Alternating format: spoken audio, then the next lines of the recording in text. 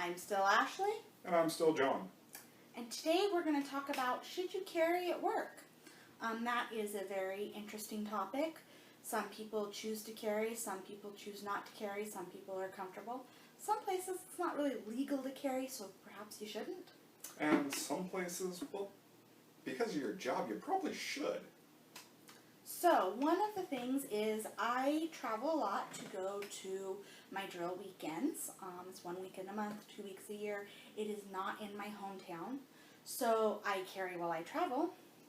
And then I have a nice little safe here that can either has a nice little cord, locks into it if I have to, but I tend to leave my firearm at a friend's house, and that friend has children, friends, grandchildren, all sorts of stuff coming around. So I bring this, I can place my little handgun in it, I unload it, I put the handgun in it, I bring it over, change the combination on it so they can't get into it, bring it over, then I'm just handing them this one little thing. It's perfect for fitting my LCP with the Crimson Trace grips on it. And so that is how I carry to and from on traveling, but not on the military installation where it is not legal for me to do so. And that's where I think you should carry. If it's part of your job. You know, if you're in the law enforcement community and you're at work, yeah, you should probably carry. If you're in the military, really? We train these people to carry machine guns. I know that the military is on the clock 24 hours a day, 365 days a year. They don't get a day off. They're always on the clock. So I personally think they should be allowed to be carrying on bases. However, it's not the case. They're not allowed to. Even though we have people who don't really exist on paper and don't do things that we will never hear about and do bad things to bad people, they're not allowed to carry on a base. To me, that's kind of goofy. However, we do not recommend that you carry in a place that is illegal for you to carry, because that would not be appropriate. No, because that can ultimately lead to you getting fired or getting arrested. And handcuffs aren't fun, because the cops don't use the nice fuzzy ones. There's hurt. Me, myself, my company does not actually have a policy on whether or not I can or cannot carry. It is completely left up to me.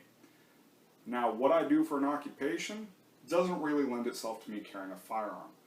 I am in a blue-collar industry.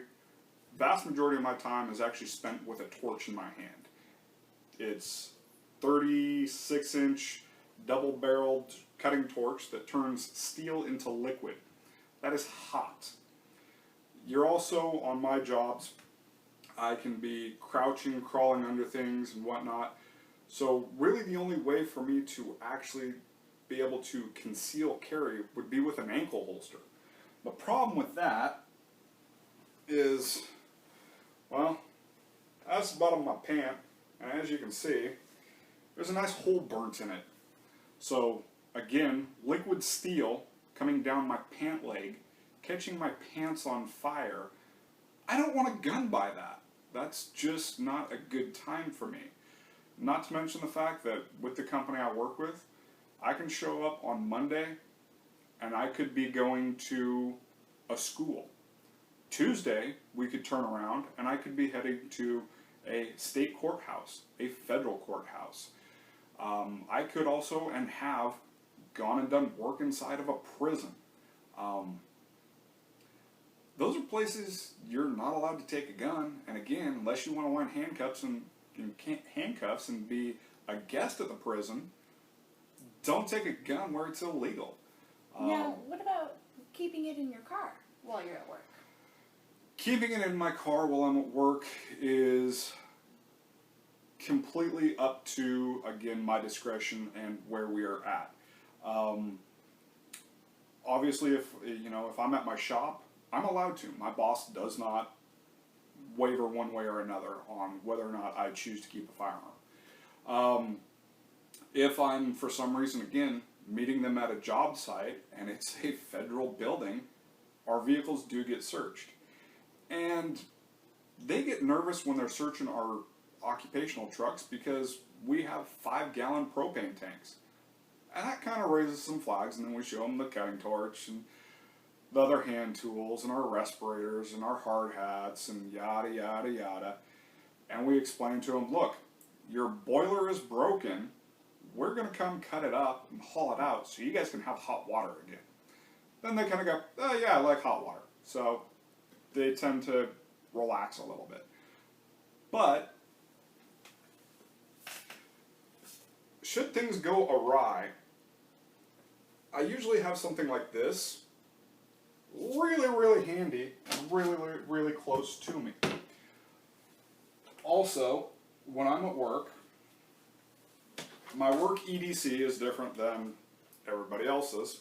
And EDC, for those of you who don't understand, means everyday carry. Every single day I have a little flashlight. I know this one's not super bright.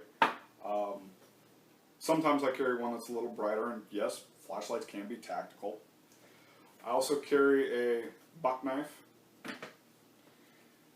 Leatherman multi-tool, and then I recently picked this up. This is a CRKT Speewy, S-P-E-W. It's a cool little fixed blade knife that this isn't going to raise any flags. This isn't going to freak people out. The propane bottles probably will before this does. And this, worst case scenario, yeah, this is a defensive weapon. This is why I bought it. But it's a tool, and I can make that argument. Probably not now, in case anybody sees this, but, you know, we use knives. We cut insulation. And I need this to cut insulation. There you go. So I have another job as well, other than my 1 weekend a month, 2 weeks a year, and raising my son. I also have a business from my home. I do consulting, I do administrative work, and I meet with clients and figure out what they need so that I can pretty much be their back office. So when I am going to meet a client, I like to bring something nice, dress nice and professional, and carry. This does not scream, oh my gosh, I'm a concealed carry holder. But I do love the thing about this particular Coach bag is that the inside middle zipper has the perfect spot for my LCP. So this pretty much just stays in here unless I'm using it, because you should always practice with your handguns and clean them. And when I bring it at home, I do not have it sitting out by the door from when we first walk in. I don't have it sitting out in view. We actually have it in a closet on a hook where if we have an unknown or an unexpected visitor, such as the Kirby vacuum salesman who will never leave, come over, they don't see our weapons right away, or our purses. Now, when I'm running around with my son and everything else, I like to use my Maxpedition bag. I can keep a water bottle, I can keep diapers, I can keep wipes, and I have all of that. So how I get around with using two different purses is I have one wallet, and I just transfer it back and forth between the purses, because that has my concealed handgun carry license, it has my driver's license, my IDs, and, you know, money, gas and stuff. But the Maxpedition bag has a nice little zipper at the very top, and that is where I carry. Okay, this isn't working. That is where I carry my Bursa. So this is a Bursa 380. It's actually one of my favorite ones to carry, and I keep that one in this purse. So I carry in, you know, I have two different purses. I pretty much carry all the time. And actually, for me personally, when I go to places where I shouldn't carry, such as VA hospitals, you're not allowed to carry on those grounds. I have to put a sticky note on the front door so that before I leave for my doctor's appointment in the morning, it says to remove my weapons because I can't bring them there. And again, I don't want to end up in jail or anything, and so I have to remind myself to leave my weapons at home because carrying is such second nature to myself. I do have handguns in the house, and they are near my office area. We tend to keep the door open with a nice breeze and the sunshine out. We are in a fairly safe area. However, you just never know. So that is me personally. I carry at my work and traveling.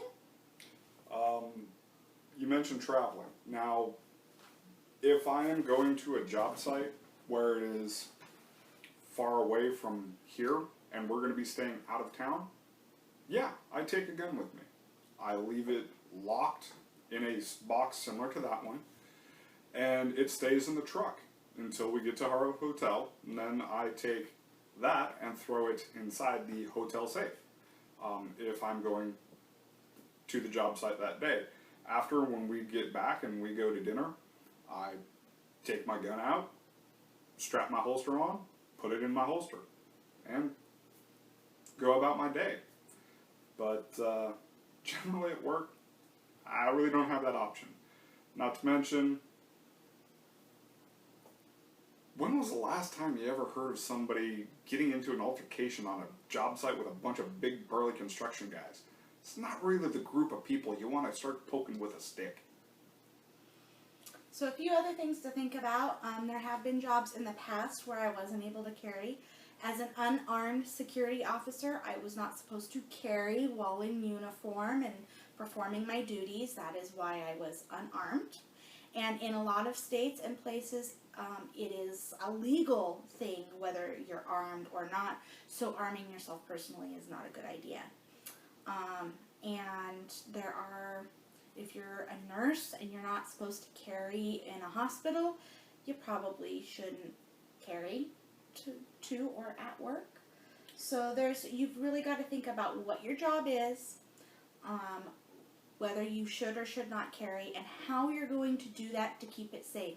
So some people may say, well, you know, you're on a job site, there's a bunch of big burly construction men, you could just throw it in your backpack that you take at the job site. No, because as far as that goes, on a job site, you don't know who's going to be there.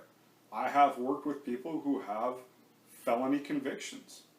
They are not allowed to be around a firearm, and I'm not going to put them in that awkward situation of, oh, the gun was just there, you know, I didn't.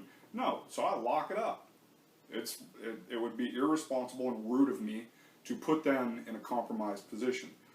Plus, okay, you might not want to go poke the guys with a stick who are on the job site. However, our trucks have a lot of expensive tools and things of that nature in them. Unfortunately, there are jerks on this planet who do like to steal from construction companies. With that, I'm still Ashley. And I'm still John. And we hope you got a little tips and tricks, some information that is suitable for you, and we can't wait to see you again.